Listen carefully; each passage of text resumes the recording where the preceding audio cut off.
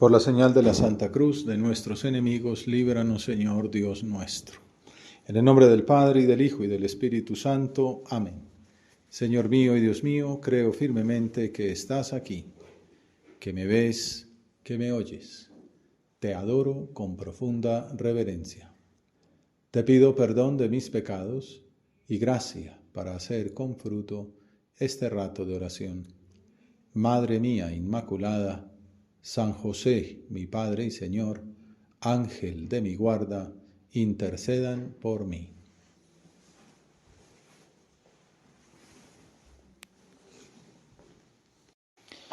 Después del Sermón del Llano y del envío de los 72 discípulos, San Lucas presenta a Jesús que enseña de una manera distinta. Ahora lo hace respondiendo interrogantes del pueblo.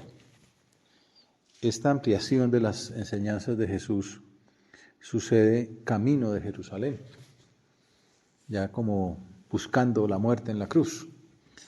Y la primera de esas enseñanzas, que es exclusiva del evangelista médico, se da con ocasión de un diálogo del Señor con un maestro, un doctor de la ley.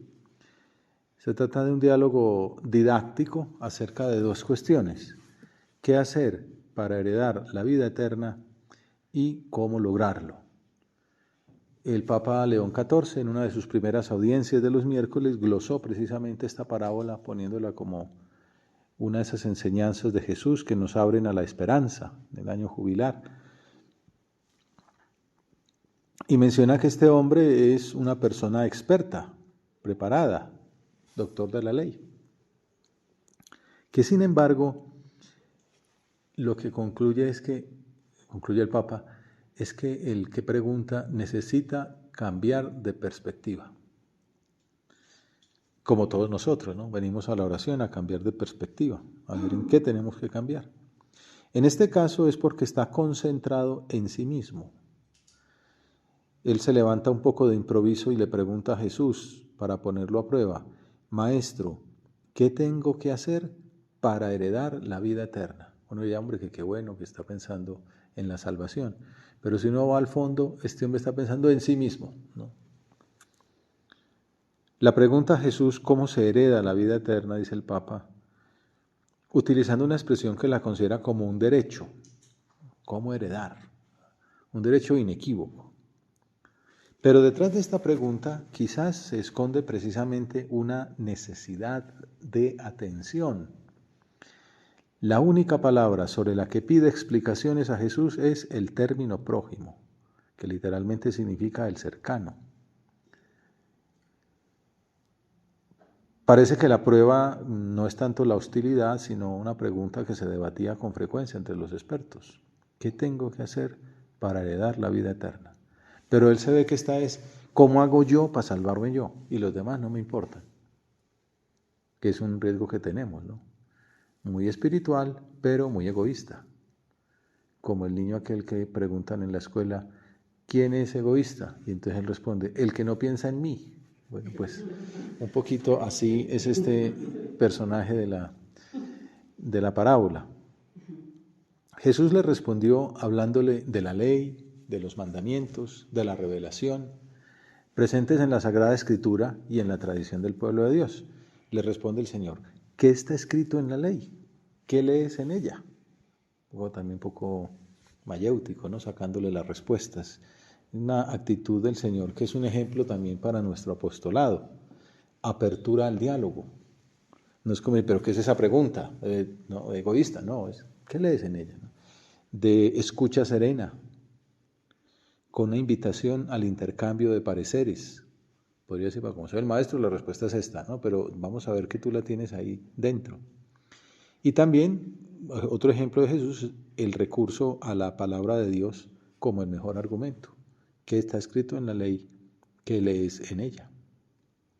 Entonces el doctor une en su respuesta dos citas de la Escritura. Deuteronomio 6:5, que habla del amor a Dios, que es una enseñanza y una obligación que él mismo rezaba a diario, con el amor al prójimo, legislado en Levítico 19:18.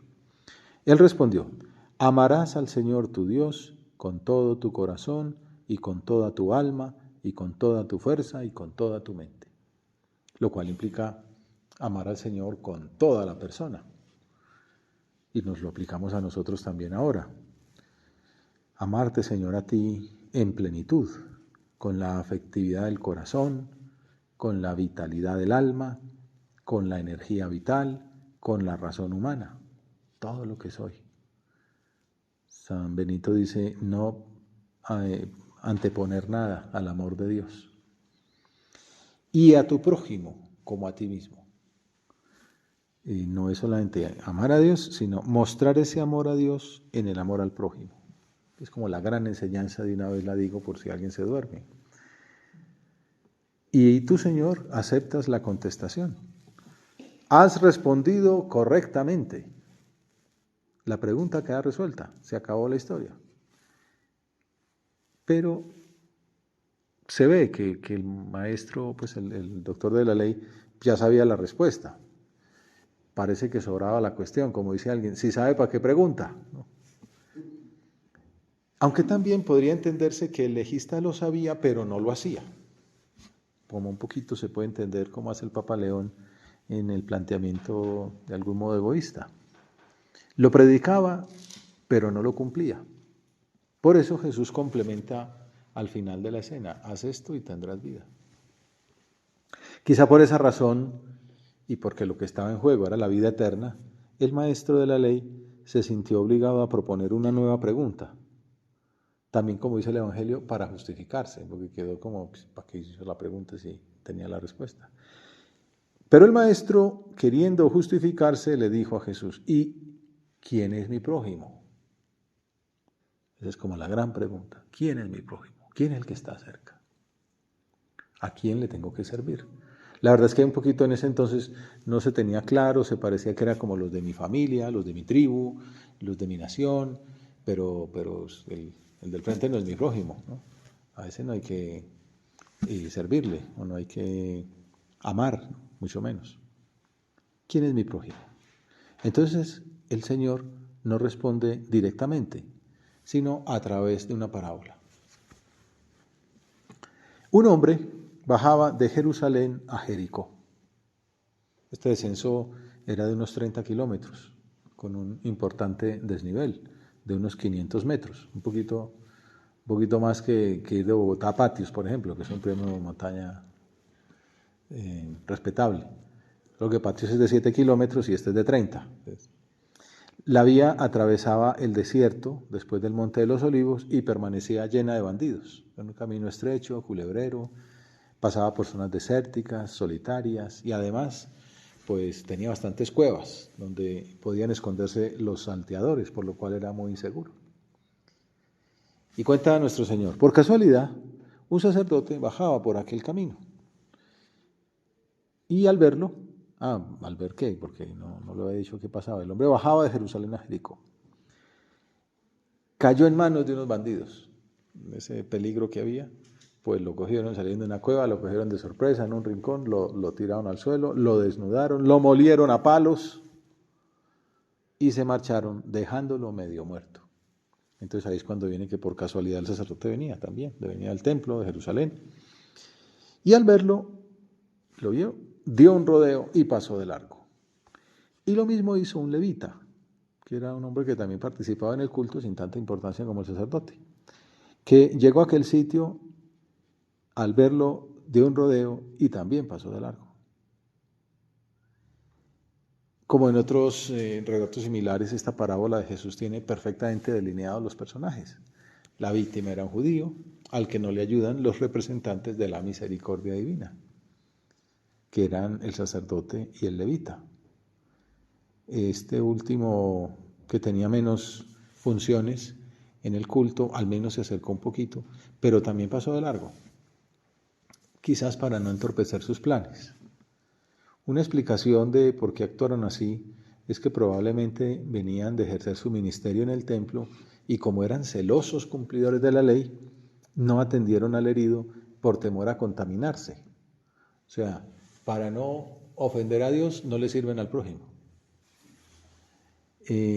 por su condición, estaba medio muerto, la impureza era más seria que para el resto de los judíos. Y entonces por eso prefirieron evadirlo. O sea, prefieren la pureza a la misericordia. Eso es como de lo que el Señor también viene a lamentarse. En cambio, dice, un samaritano que iba de viaje llegó a donde estaba él. Ya ustedes saben que los samaritanos pues tenían bastante enemistad con los judíos. Tengo aquí una serie de perlas que muestran esas desavenencias. Por ejemplo, el libro de la Sirásida dice que los samaritanos son un pueblo estúpido que mi alma detesta. Sirásida 50, 25, 26. Los judíos, por ejemplo, no podían decir amén a la oración de un samaritano. Tampoco las judías se podían casar con los oriundos de esa zona, que además tampoco podían testimoniar en los juicios, porque su declaración no tenía ningún valor. Pues nos acordamos el diálogo de Jesús con la samaritana. ¿Cómo tú, que eres judío, vienes a pedirme agua a mí, que soy samaritana? ¿Cómo te ocurre? Los de Samaria tampoco eran considerados simples paganos, sino apóstatas, cismáticos, ¿no? Porque se habían apartado del templo verdadero y tenían su propio templo. Hay que decir que los samaritanos también tenían parte en la enemistad. Pocos años antes, un grupo de ellos había esparcido huesos humanos en la explanada del templo para profanarla. O sea, pues que la cosa era más que palabras que había entre los samaritanos y los judíos.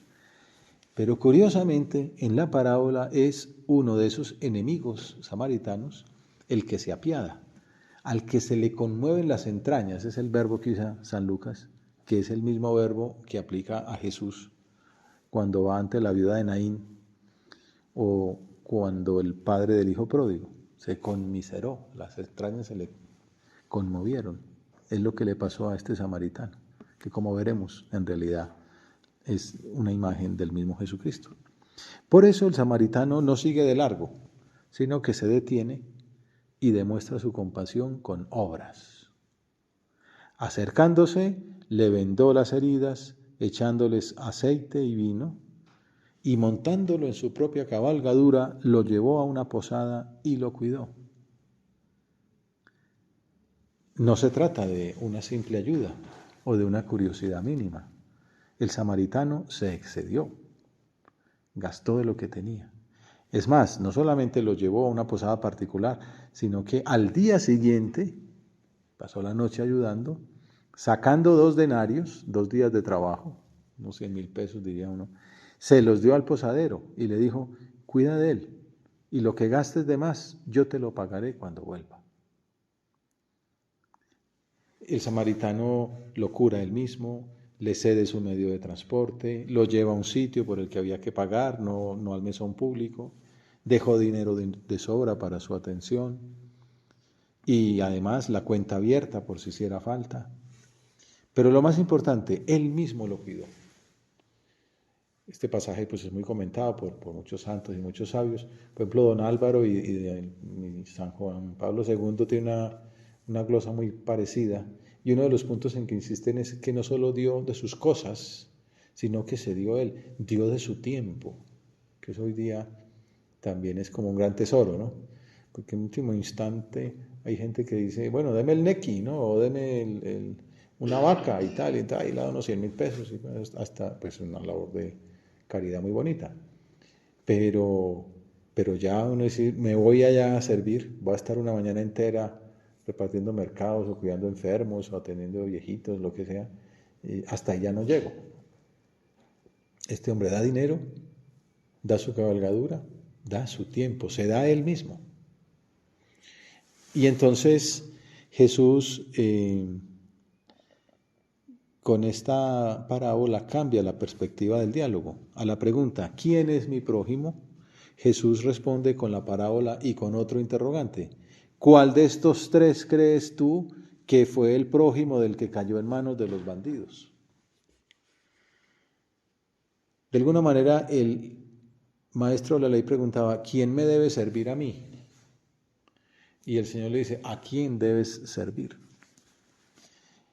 El maestro preguntaba por alguien al cual amar y Jesús le responde con la acción ejemplar del servidor. El Papa León XIV explica que la parábola es un camino para transformar esa pregunta, para pasar del quién me quiere al quién ha querido. La primera es una pregunta inmadura, ¿quién me quiere? La segunda es la pregunta del adulto, que ha comprendido el sentido de su vida. ¿Quién ha querido? ¿Cómo puedo querer yo imitando al que quiere? La primera pregunta, ¿quién me quiere?, es la que nosotros pronunciamos cuando nos situamos en un rincón y esperamos. A ver, ¿quién me quiere? ¿Quién piensa en mí? La segunda, ¿quién ha querido?, es la que nos impulsa a ponernos en camino, a salir de nosotros. Entonces, Papa Francisco también hablaba, ¿no?, de la teología del encuentro, de la periferia, ¿no?, de salir a buscar, ¿no?, una iglesia en salida al necesitado. No es como, no, si alguien quiere que venga y me pida y yo le atiendo con mucho gusto, ¿no? De pronto le doy una cita, de pronto dentro de 3 meses, ¿no? Sino, no, salir ya a servir al necesitado. Probablemente el que está a mi lado, porque hay quien hace mucha labor social y no lo aguantan en la casa, ¿no? Entonces, no, empezando por casa, ¿no? No es luz de la calle, oscuridad de la casa. Servir mucho, empezando por el del lado, por el de la casa, por el que me cae más pesado, y luego, obviamente, también llegar hasta el último rincón posible, sirviendo como buen cristiano. Prójimo no es el herido que recibe ayuda, sino el samaritano que se la brindó. Entonces la invitación es a ser buenos prójimos. Como dice San Ambrosio, no es el parentesco lo que nos hace prójimos, sino la misericordia. Porque un poco ellos entendían que prójimo era el próximo, el cercano, el de la misma tribu. No, prójimo es al que le tengo que servir. Prójimo soy yo, que estoy aquí puesto en la tierra para servir a los demás. Y por eso el doctor responde con nobleza, el que practicó la misericordia con él, ese fue su prójimo. La palabra clave es misericordia, como le gustaba tanto decir al Papa Francisco, al que se le conmueven las vísceras, ¿no?, al que se remuerde en su corazón y se gasta su tiempo, gasta lo suyo, se entrega él mismo al servicio de los otros. El maestro de la ley avanzó en su camino, por lo cual Jesús le dice, anda y haz tú lo mismo. Deja de estar preguntando por quién te quiere, dedícate a querer. Sé compasivo y misericordioso. El maestro pasa de una cuestión teórica a un compromiso práctico. Y entonces San José María dirá que esta es una enseñanza para todos nosotros. Fijaos en que no es este un ejemplo que el Señor expone solo para pocas almas electas, porque enseguida añadió, contestando al que le había preguntado, es decir, a cada uno de nosotros, anda y haz tú lo mismo. Bueno, Señor, aquí nos estás dando una lección práctica y un mandamiento. Anda y haz tú lo mismo. Sé buen samaritano para tus hermanos y para tus enemigos, ¿no? A quién sirves, a quién ayudas, cómo te entregas, cómo das tu vida. Esa es la clave del cristianismo. Bueno, nuestro Señor también lo dice en la última cena. El último ejemplo, lavar los pies a sus discípulos, lavar los pies a Judas. Y luego dice, ustedes me dicen que soy el maestro y el Señor, porque lo soy. Pues si yo que soy el maestro y el Señor les he lavado los pies, ustedes tienen que lavarse los pies los unos a los otros. No es ser bien educados, es ser esclavos los unos de los otros. En esto conocerán todos que son mis discípulos. Esta es la clave del carnet de identidad, el ADN de la iglesia, del cristianismo, obviamente también en la obra, que se quieren los unos a los otros. De San Juan, pues estoy leyendo una novela de la historia romana y aparece San Juan por los laditos, muy bien presentado, pero cuentan eso, que ya era un viejito, el último apóstol sobreviviente, no se le entendía mucho, pero lo que más predicaba era amaos los unos a los otros. Lo que más recuerdo del maestro es que nos decía que nos amáramos los unos a los otros. Y en esto los primeros cristianos eran maravillosamente ejemplares. Tanto que escandalizaban, ¿no? Porque fueron los primeros que tenían la locura de cuidar a los moribundos pues no sé, en una batalla o en la misma vida, pues los desechables, dicen algunos, lamentablemente, ¿no? Pues a esos, o los parias, dicen los indios, ¿no? Que no, son peor que un perro. No, son hijos de Dios, y yo los atiendo, que no tiene plata, que no tiene reconocimiento, que es moribundo, pues yo lo quiero. La Madre Teresa de Calcuta, en esa época, en los años 80, el SIDA, que no había tratamiento, decía, no, pues se va a morir, sí, pero que lo último que haya recibido en la tierra haya sido un gesto de cariño, que no es católico, no se va a convertir, no, pero le voy a dar el cariño de Dios. Eso es el cristianismo. Amados los unos a los otros.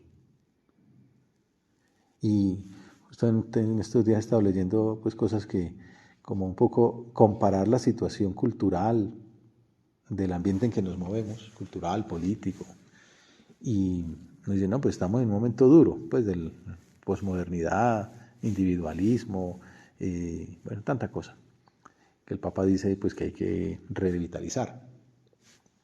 Se puede comparar a la situación cultural de los primeros cristianos. Corinto era, pues mejor dicho, una debacle moral, un desastre. ¿Y qué hace San Pablo? La carta de la moral cristiana es la carta a los Corintios, donde dice, pues no, hombre, a ver qué hacen, ¿no? Hay que ser santos, ¿no? Y explica toda la llamada a la santidad, la moral exigente a un ambiente pernicioso.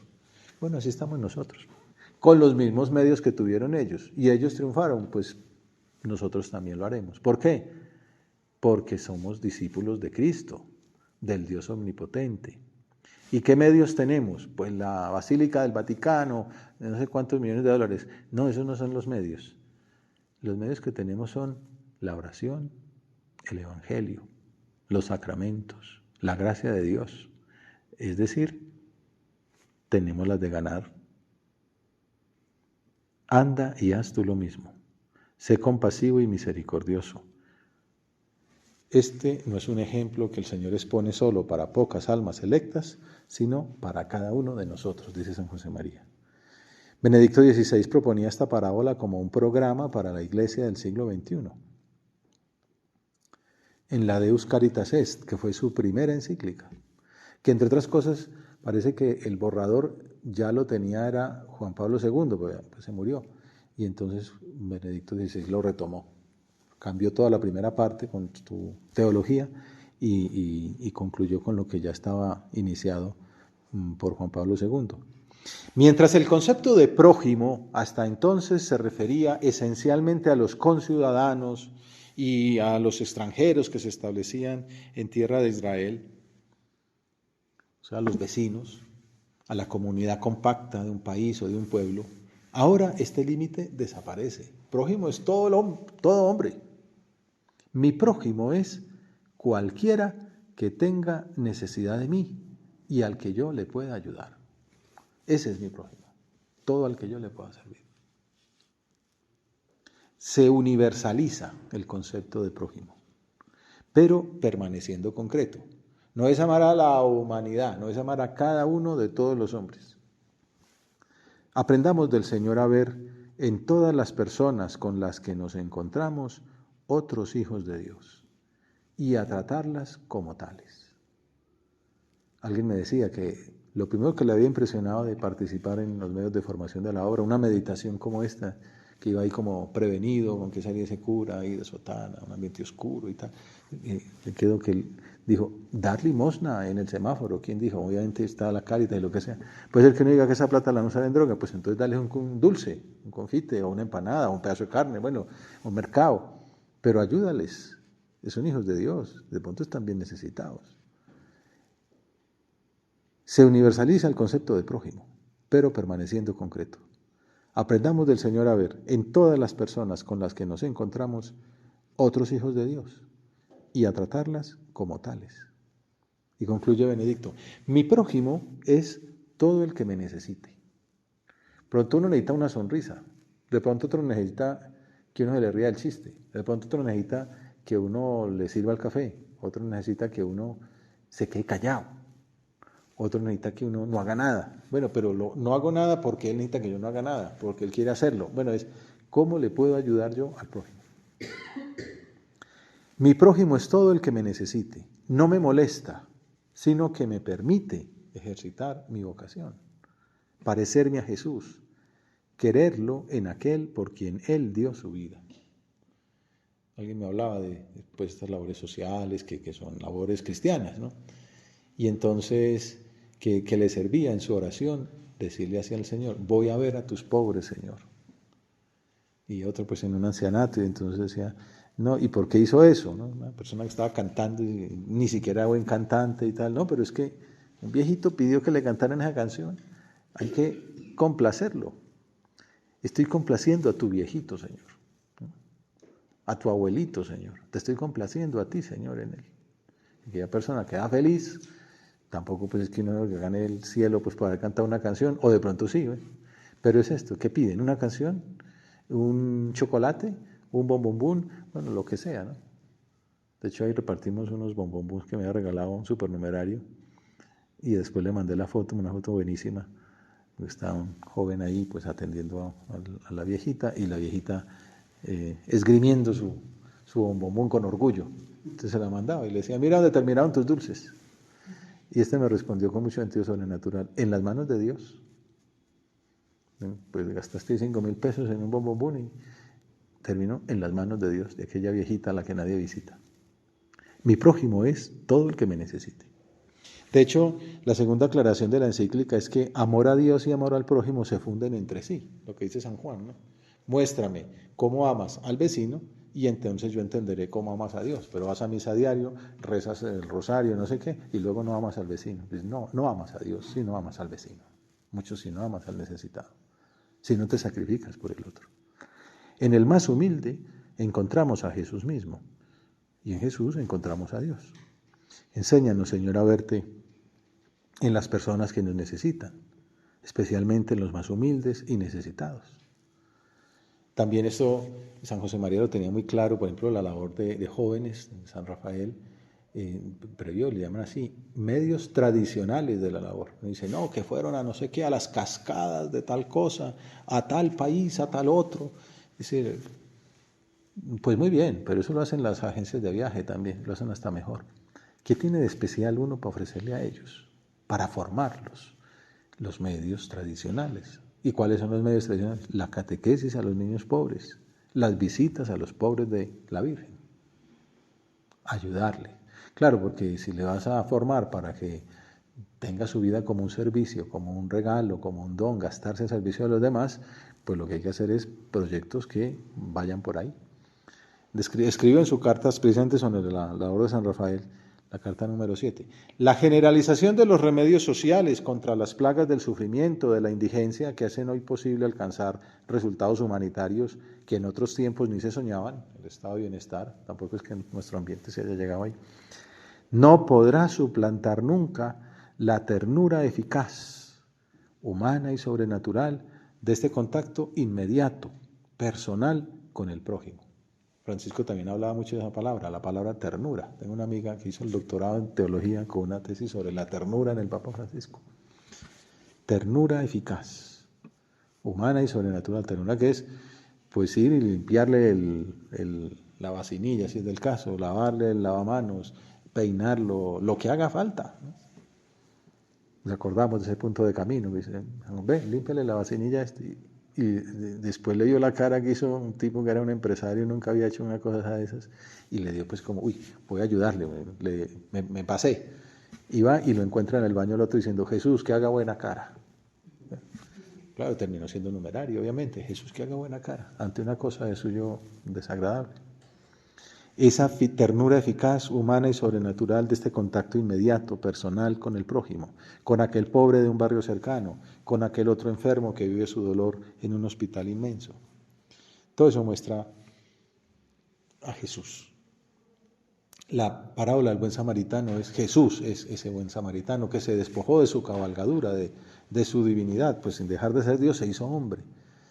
Se bajó del caballo, nos curó con su aceite de los sacramentos, con el vino de la Eucaristía. Dio la cuenta para, pues la gracia infinita para sacarnos adelante. Y concluyamos con una consideración del Papa León XIV. ¿Cuándo seremos capaces nosotros también de interrumpir nuestro viaje y tener compasión? De bajarnos del caballo y gastar el tiempo para servir al otro.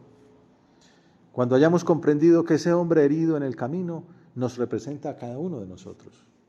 Y entonces el recuerdo de todas las veces que Jesús se detuvo para cuidar de nosotros nos hará más capaces de compasión. Jesús, tú me has perdonado tanto, ¿cómo no voy a perdonar yo? Jesús, tú me has querido tanto, ¿cómo no voy a querer yo? Jesús, tú me has tratado de esa manera tan misericordiosa, ¿yo por qué tengo que ser duro? ¿Por qué no soy misericordioso? ¿Por qué no sonrío? ¿Por qué no soy amable? Recemos, pues, para que podamos crecer en humanidad, de modo que nuestras relaciones sean más verdaderas y más ricas en compasión. Pidámosle al corazón de Cristo la gracia de tener cada vez más sus mismos sentimientos, como dice San Pablo. Y pidámosle también a la Virgen que cada día vivamos mejor un programa, así decía Benedicto XVI en la Deus Caritas Est, el programa del cristiano, el programa del buen samaritano. ¿En qué consiste? El programa de Jesús, que es tener un corazón que ve. Los otros dos, el sacerdote, el levita, no vieron. Miraron, pero no vieron. Jesús, el samaritano, fue y atendió. Se gastó. Que el nuestro sea un corazón que ve donde se necesita amor, misericordia y que actúe en consecuencia. Te doy gracias, Dios mío, por los buenos propósitos, afectos e inspiraciones que me has comunicado en esta meditación. Te pido ayuda para ponerlos por obra. Madre mía Inmaculada, San José, mi Padre y Señor, Ángel de mi guarda, intercedan por mí.